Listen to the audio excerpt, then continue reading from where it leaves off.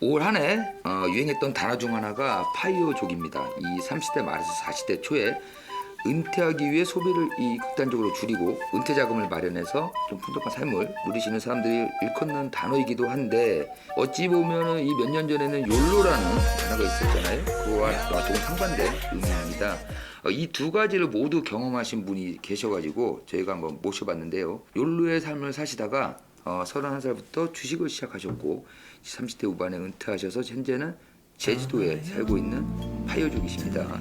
여신욱 작가님 모셨습니다. 어서 오십시오. 네, 반갑습니다. 예, 요즘 핫하시더라고요. 제가 좀 서치를 해봤는데, 아, 정말요? 예. 네. 유튜브 채널도 운영하고 계시고, 네.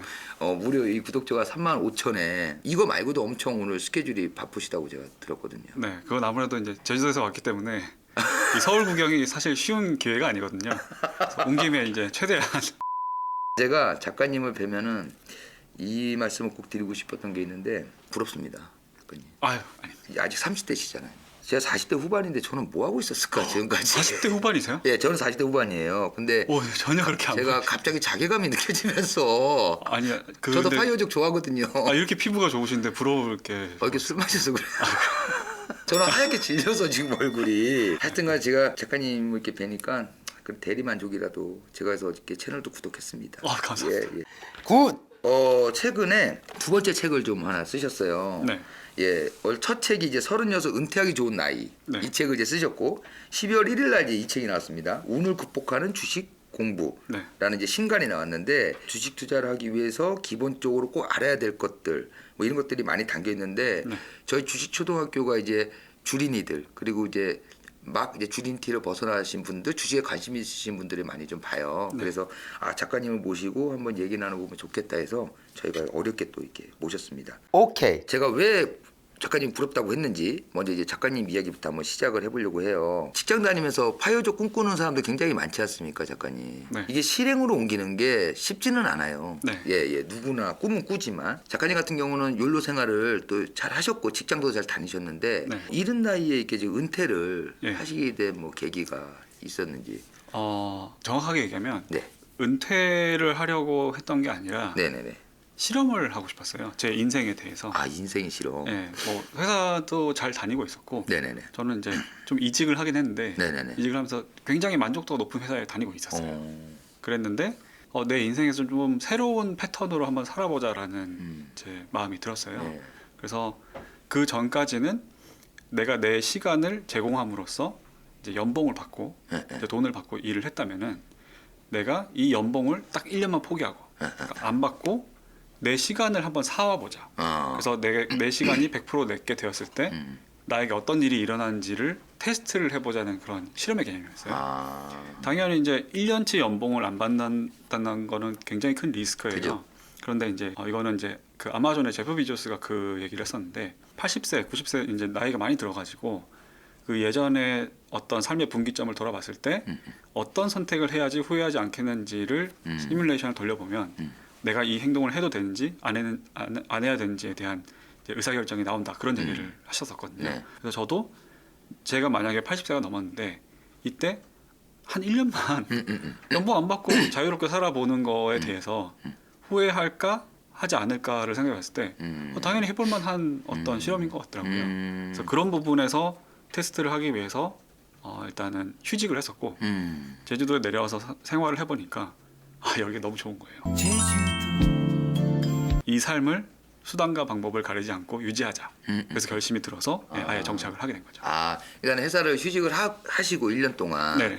한번 이제 살아보겠다. 네. 근데 보통 우리가 제가 궁금한 게 1년이라는 시간을 4시간을 온전히 한번 살아보겠다고 하면은 네. 그 사전에 어떤 계획들 있잖아요. 나 1년간 한번 세계 여행을 돌아보겠다라든가 네네. 어떤 이제 목적을 갖고 추구하는 것들이 많이 있잖아요. 안 그러면은 정말 맥락 없이 방에서 누워 있다가 1년 보내다가 나오는 경우도 그렇죠. 있거든요. 네, 그럴 수 있어요. 근데 1년의 시간을 가지면 나는 뭘 해봐야겠다라는 게 그래도 어느 정도 계획은 좀 있지 않으셨어요? 저는 크게 세 가지가 있었는데 네. 첫 번째는 저희 집에 개가 있는데 네네네. 개가 저희 집에 제일 큰 상전이에요. 아, 근데 이 개가 저랑 와이프가 이제 그 사회생활 할 때는 같이 있기가 힘들었으니까 네네네네. 강아지랑 최대한 많은 시간을 보내자. 네네네. 이게 첫 번째 있었고 두 번째는 회사 생활 자체는 만족스러웠는데 네. 항상 아쉬웠던 부분이 예를 들어서 저는 이제 운동을 취미로 좋아하는데 네네. 그러니까 제 몸에 비해서는 운동을 굉장히 좋아해요. 몸 좋으세요. 되게 좋아하는데 네네. 그에 비해서 몸이 안 좋은 거예요. 근데 이제 운동을 할 시간을 충분히 확보하지 못한 부분이 아쉬웠었는데 네. 한번 운동 원 없이 해보자. 그게 하나가 있었고 또 나머지 하나는 제가 이제 주식 투자 자체도 원래 좋아했었기 때문에 좀 더 투자 공부라든지 이런 것들을 더 집중적으로 해보자. 이 세 가지를 해보자는 어떤 생각으로 시작을 한 거죠. 우리가 보면 이제 투자 수단이라는 건 굉장히 많지 않습니까? 네. 뭐 부동산도 있고 네. 여기도 있고 아까 이제 주식 얘기를 하셨지만은 그렇게 주식 공부도 좋아하셔서 하는 것도 있겠지만 여러 가지 투자 수단 중에서 주식을 선택하신 이유는 돈이 없어서죠. 좀 더 설명을 드리면은 네. 원래 저도 처음에 이제 돈을 벌어야겠다는 생각을 하고 네네네. 뭐 사업에도 관심이 있었고 뭐 네. 부동산 이런 것들 다 네네. 이제 봤는데 처음에 이제 재테크 책을 쭉 보다 보니까 아무래도 우리나라에는 부동산이 훨씬 더 이제 지배적이잖아요. 네네네. 부동산부터 공부를 했었어요. 음. 그리고 부동산 경매를 제가 이제 오. 학원을 나갔었는데 네. 그 경매 학원에서 본 분들 그다음에 그 경매 학원 원장님이랑도 좀 친해지고 했었는데 주식도 하시더라고요. 경매하시면서. 그래서 주식 투자도 어쨌든 이게 완전히 위험하고 하면 안 되는 게 아니구나. 네네. 왜냐면 그 당시가 2014년 그때였는데 그때만 하더라도 주식이 지금처럼 양지에 있지가 네. 않았어요. 그래서 이제 해볼만 하겠다라는 생각이 들었고 또 이제 부동산 같은 경우에는 아무리 경매가 소액으로 시작할 수 있다고 하더라도 자본금이 어느 정도는 필요하다 보니까 그럼 주식을 한번 경험을 해보자 이렇게 시작을 했던 게 공부를 해보니까 저랑도 더 맞는 것 같고 주식. 재미를 느껴서 이제 계속 제주도로 내려가신 게 그 부동산 공부하시면서 땅 때문에 내려가신 거 아니지? 그런 건 아닌데 가서 보니까 좋은 땅이 많이 있어요. 많죠. 네. 부동산으로 먼저 시작해서 주식으로 가신 분들도 계시고 네. 또 이제 작가님도 이제 부동산을 먼저 공부하시긴 했지만 주식으로 좀 읽어서 다시 부동산으로 또 이렇게 네. 투자하신 분들도 있으시더라고요. 네. 근데 뭐 작가님도 뭐 주식만 이렇게 또 지금은 주식을 하고 계시지만은 뭐 생각 있으시면 또 부동산도 할 수 있는 거고 그렇죠. 여러 가지 네. 투자 수단 접할 수 있는 거니까. 네. 뭐 저희가 찬밥도 막 가릴 때가 아니에요. 그렇죠. 돈 되는 건 다 해야죠. 네. 아니 파이어족이라고 해서 이렇게 마냥 노는 게 아니란 말이에요. 네. 이게. 돈 되는 건 다 해야죠. 네. 오케이. 보면은 시드가 처음에 한 1,500만 원? 아니요, 그거는 제가 결혼을 시작하려고 이제 계좌를 딱 봤는데 1,500이 있었어요. 결혼하실 때 1,500만 원. 네, 그거는 재테크 공부하기 더 전이었어요. 아. 당연히 이제 그 돈은 결혼 준비하고 다 날아갔고요. 주식 투자를 해야겠다 생각하고 이제 2014년 가을에 계좌 처음에 열었을 때는 꿍쳐놓은 돈 60만 원. 그러면 더 적은 거였어요? 주식할 때? 네. 근데 뭐 그렇다고 해서 60만 원을 가지고 지금 자산을 그대로 불린 건 아니고. 네네네. 근데 투자를 시작하고 나니까 이게 저의 어떤 목적이자 취미가 되니까 남는 돈들이 원래는 뭐 스테이크 사 먹고 뭐 여행 가고 하려고 썼던 돈들이 다 이제 주식 자금으로 옮겨가게 됐잖아요. 수단과 방법을 가리지 않고 남는 돈은 다 주식 계좌에 넣었어요. 그러다 보니까 어떤 그 계좌에 뭐 이게 투자 수익률이든 저축액이든 그 계좌의 자산이 불어나는 것 자체가 큰 재미였었어요. 우리가 욜로에서 파이어족으로 이렇게 갈 때 그 차이점을 보면 소비 습관이 제일 중요하잖아요. 근데 소비 습관을 바꾼다는 게 사람이 쉽지가 않잖아요. 네, 사실 뭐 아직도 완전히 제가 제 본성을 바꾼 것 같지는 않고요. 저는 약간 운동에 비유를 하는데 웨이트 트레이닝을 전 좋아하는데 재미없거든요, 사실은. 웨이트 트레이닝 자체가 재미있는 건 아니에요. 그죠. 가가지고 그냥 무거운 쇳덩이를 계속 이게 무슨 재미를 느끼겠어요. 근데 결과적으로 몸이 좋아지면 거기서 재미를 느껴요. 투자 공부를 하면서 저축을 한 것도 좀 비슷한 것 같아요. 투자 수익률이 좋아지고 자산이 불어나는 그 결과론적인 어떤 만족감이 우리로 하여금 좀 더 절제하고 절약할 수 있는 사람으로 약간의 이제 아이덴티티 체인지가 가능하게 해주는 것 같아요. 그러니까 변화의 즐거움이 주는 그렇죠. 거네요. 그게. 자기 성장의 즐거움이죠. 무슨 계기가 됐던 간에 자기에게 긍정적인 삶의 변화를 주는 계기가 되는 것들은 참 좋은 게 많잖아요. 우리가 앞서서도 얘기했지만 지금도 다양한 일을 하고 계세요.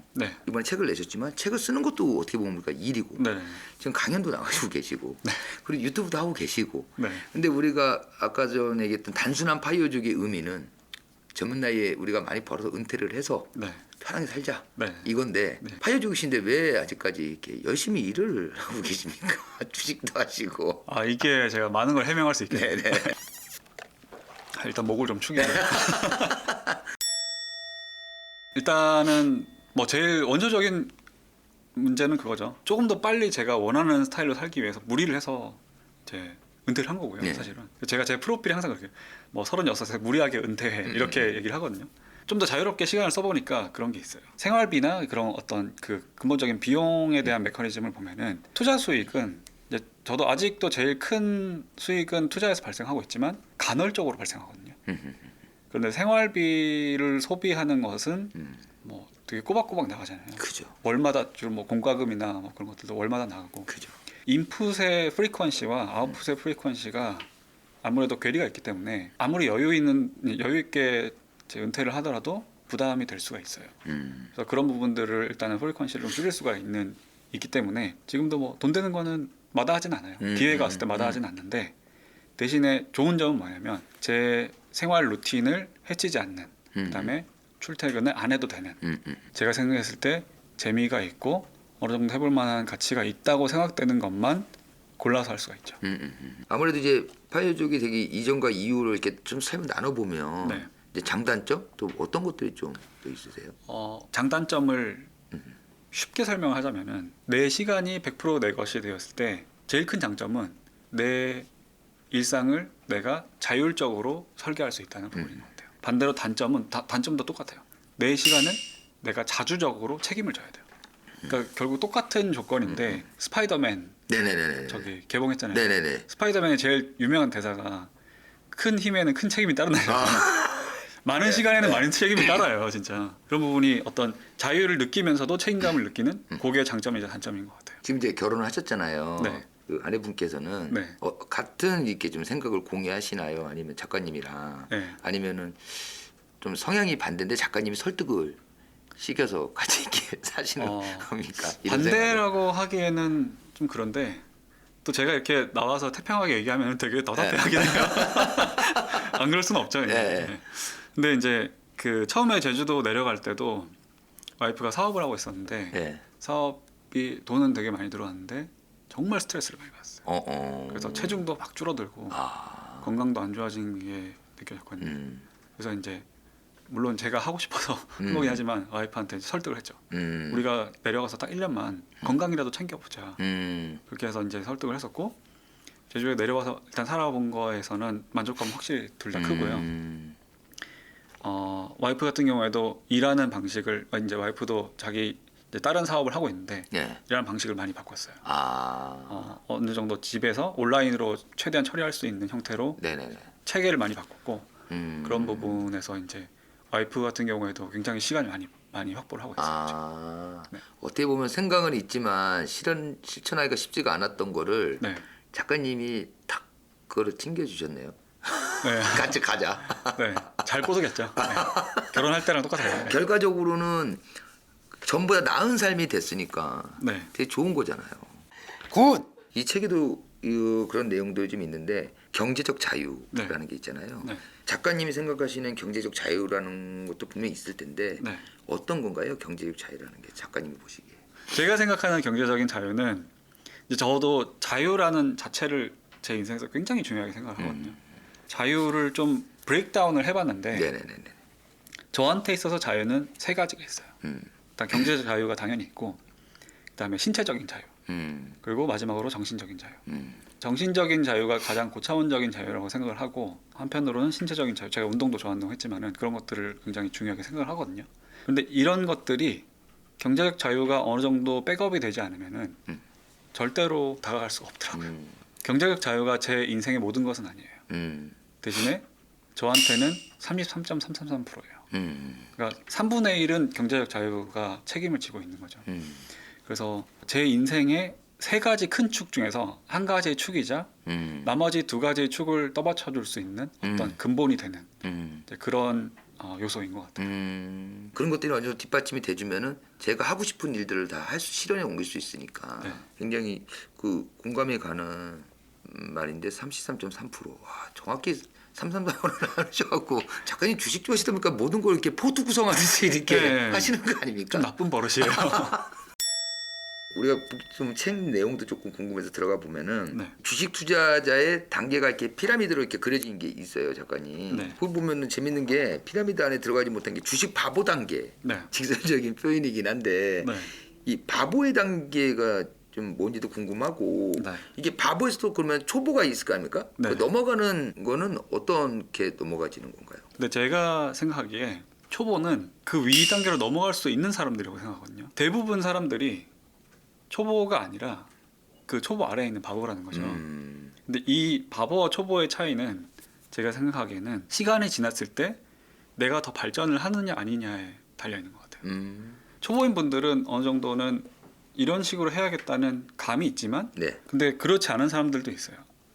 주식을 막 10년, 20년 했는데도 돈을 전혀 못 번 분들, 네네. 벌지 못한 분들도 있거든요. 네네. 아무리 시간이 지나도 발전되지 않는 상태면은 그 사람은 초보가 아닌 거예요. 그래서 앞으로 미래를 돌려봤을 때 네네네. 지금보다 자산이 늘어나 있겠구나라는 어떤 시뮬레이션이 그려지는 사람은 초보라고 할 수가 있는데 꽤 여러 번 이제 매매를 하고 했는데 돈이 전혀 안 발려 있어. 근데 앞으로도 돈을 벌 수 있을지 아닐지 확신이 없어. 그런 사람들은 주식 바보라는 거죠. 네. 주식을 처음 입문한 사람들이 모르잖아요. 네. 그러다 보니까는 요즘 성행하는 리딩방이라는 거를 네. 다니면서 네. 막 거기서 추천해준 종목에 투자하고 네. 한단 말이죠. 근데 네.